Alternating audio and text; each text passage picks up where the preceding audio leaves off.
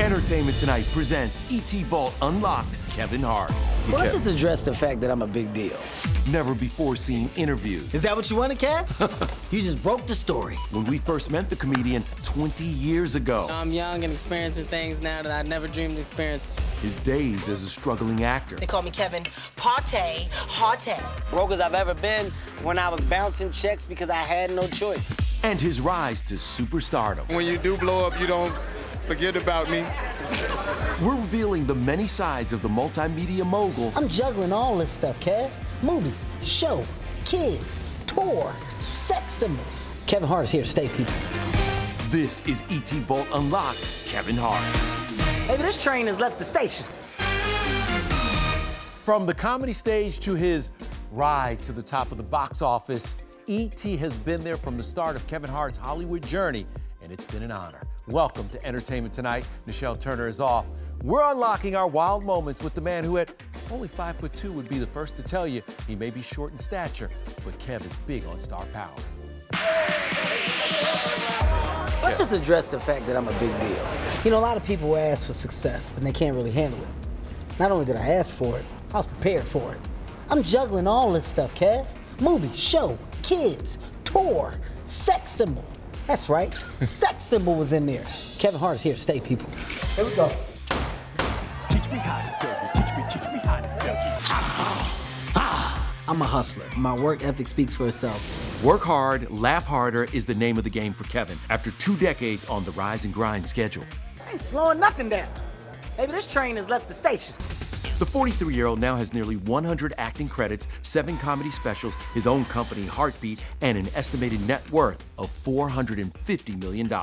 This is something you talked about in the very beginning, that you would start this business, you can employ your friends, you could do these things, and that makes it the best thing in the world. It is. I mean, when you have goals that you set and you start to check those goals off the list, as you grow, you're doing something right. What isn't Kevin Hart doing? That's a good question. Good 'cause Lord. I'm doing everything. Yes, you are. I actually just signed a hand modeling contract, which is going to be great. It's just catch up, just doing different catch up packets. Yeah. I like to stay busy. I embrace it. I'm a workaholic. As for the secret to his success, a healthy body is a healthy mind, and a healthy mind puts you in the position to do amazing things. And I can say that being athletic, being a person who's really, really into physical fitness, who's just into taking care of himself, it's honestly put me into a different position of thinking. This is the time to start preparing and getting ready for what I'm supposed to be ready for. Chiselness. Think Fabio, but smaller with no hair. Do morning workout, okay? I destroy gyms all over. Kevin, I tell you all the time, my body looks like somebody drew me. listen, Kevin's been nonstop since he was a kid, but back then, he was using humor to cope with a painful part of his childhood. My dad was on drugs. Now, when I say drugs, people, I'm not talking about the soft stuff. I'm talking about cocaine.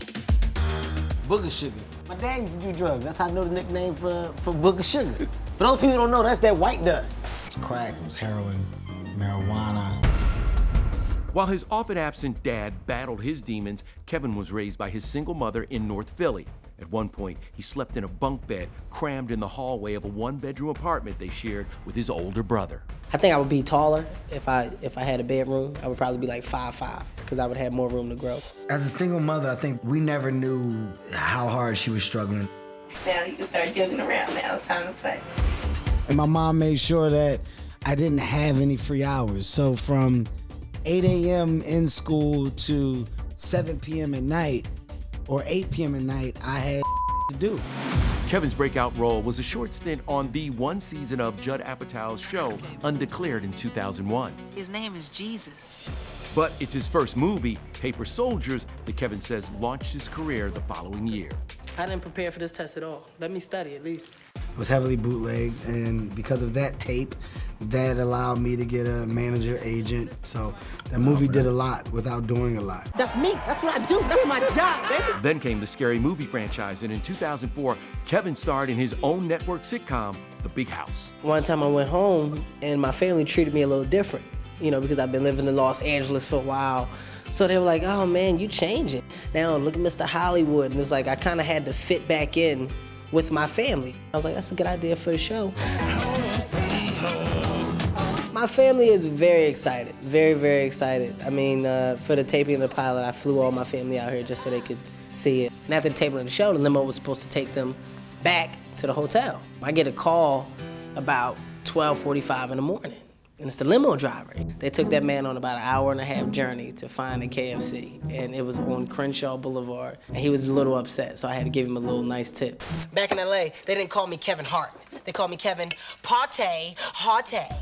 This is basically the reverse of Fresh Prince of Bel-Air, so I definitely can see why they would make comparisons. And it's not a bad thing. Fresh Prince of Bel-Air was on TV for a long time. But the Big House didn't find the same success. It was canceled after just 6 episodes. I was fortunate enough to get a show on television that I was executive producing, writing, and starring in at a young age, so that's enough. You take that door is closed, now you just open like 6 more. But despite steady work, Broke as I've ever been, 2005, 2006. I was bouncing checks, making money, but I had to pay the fee to get the check back. It was a lot, man. I was broke.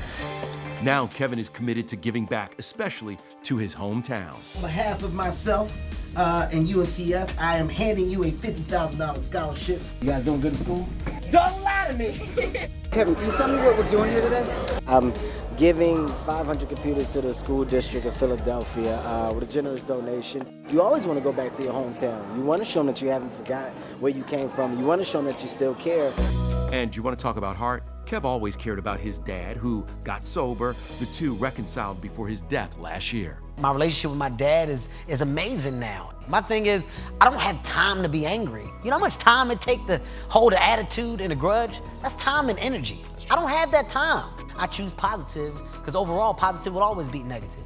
You know, only positive vibes for Kev, who used those tough times as material for this stand-up routine. Laugh at my pain! See, I let the emotion go away. I was about to cry. That's right. And I sucked it back up. Oh my God, no. Kevin Hart shirts. Get these Kevin Hart shirts. $1,000. I got the sweat of Kevin Hart's last performances on this one. That's $2,500. And if you're real cool, you can rock. Oh, here we go. Real one. When you do blow up, you don't forget about me. You don't beat that, man. And words can't sum that moment up, dude. I'm not gonna sit up here and get emotional like a chump on national television, but it's a good day. But it wasn't always easy. Hecklers haunted Kevin when he started doing stand-up right after high school. This dude from the back, he was like, "That's enough," and he just threw a buffalo wing at me. There's a crab fest that I'm performing at. This lady goes, "No, baby, no, just give it up, baby." And I look down. You know how they got like the crab claw. Like she break the claw, like pull the crab meat out of her hand. You start to hear people, "Hey man, we just want to eat crabs." It start to pick up. Like, "Let us eat our crabs. Let us eat our crabs." So they didn't boo me, they protested me. I've grown into this artist that I am now because of the reps. So you got an audience, and that audience is like, "Yo, he won't stop." And they respect you more. When you get real big, do you just wear sunglasses all the time? No, Kevin, I don't wear sunglasses all the time. I got a style. Okay? If you must know. Is that what you wanted, Kev? You just got it. You just broke the story. You really are a worldwide phenomenon now. And I saw my fan base grow from all ethnicities to shapes and sizes. And while Kevin was making a name for himself on stage, his 38-second appearance in 2005's The 40-Year-Old Virgin put Hollywood on notice. First of all, you throwing too many big words at me, okay? Now, because I don't understand them, I'm gonna take them as disrespect. Watch your mouth. 7 years later came the film he considers his big break, Think Like a Man. Think Like a Man was my first real part in the movie. After Think Like a Man, I went on to then have success in filming so much. That's why I'm gonna end it right now. Yeah, you need to, because you don't need her. You got me. Well, we got a special. Why'd y'all have to have your shirts off so much? There's one point where I went to, like you know how you tell somebody good job in the scene, where I touched his shoulder and fell. I slipped off.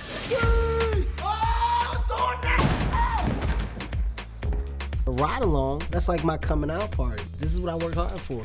In 2014, Ride Along opened at #1 and became Kevin's first hit as a lead actor, grossing $154 million worldwide. We even did a ride-along of our own in a cop car with Kevin and his co-star Ice Cube.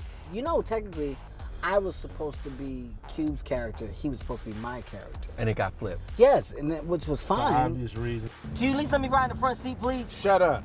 Kevin also gave us a tour of the set, which included his luxury trailer. Talk to me, Kev. You have your Xbox here? Yes, I do.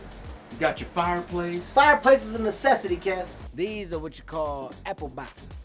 So this is flown in specifically for me because sometimes, you know, you're not tall enough to be where you're supposed to be in the scene. So they'll say, flying a pancake. That's my best friend.